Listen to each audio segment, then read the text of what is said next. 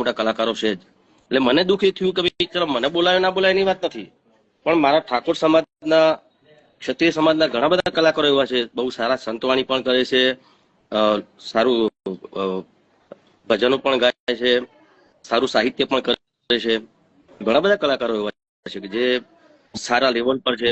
મારી વાત તો ચલો ભાઈ બધાને ખબર જ છે, એ ઠીક વાત છે, પણ મને પણ દુઃખ થયું કે મારા ઠાકોર સમાજના કોઈ બી એક કલાકારને બોલાયો હોય તો સારું લાગે. પણ એમને જે કર્યું, હું તો નગણજી એટલું જ કહીશ કે આપણા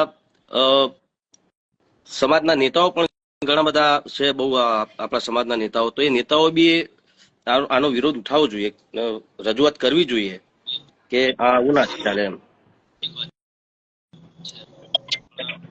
મને હમણાં એક પત્રકાર મિત્રનો ફોન આવ્યો હતો, મને કે તમે તો ગુજરાતના સુપરસ્ટાર છો, લોકો તમને ગુજરાતના સુપરસ્ટાર માને છો, તમને કેમ ના બોલાયા? મેં કીધું એ લોકો નહીં માનતા હોય, મારા ચાહકો મને માને છે ને બહુ છે.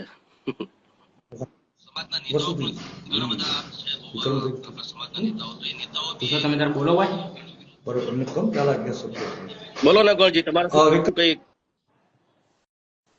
બે શબ્દો સંદેશો સમાજને હું આપવા માંગુ છું. હાજી સાહેબ. કે ઠાકોર સમાજના કલાકારોનું અપમાન એ સમગ્ર ઠાકોર સમાજનું અપમાન છે. બીજા નંબરમાં ઠાકોર સમાજને અપીલ કરવા માંગુ છું મસ્તક નમાવીને કે સમાજનો કોઈ પણ પ્રોગ્રામ હોય, સમાજનો કોઈ પણ કાર્યક્રમ હોય તો પ્રથમ પસંદગી ઠાકોર સમાજના કલાકારોની કરો. સમાજનો પૈસો સમાજમાં રહે એ સૌથી સારું. અને વિક્રમભાઈ, રોહિતભાઈ, છોટે વિક્રમ તેમજ ગુજરાતના તમામ કલાકારો ઠાકોર સમાજનો કોઈ પણ પ્રસંગ હોય તો દોડીને ફ્રીમાં આવે છે સમાજ માટે. એટલે એ બરાબર વાત સમસ્ત છે, પણ આમાં તો આપણે કોઈને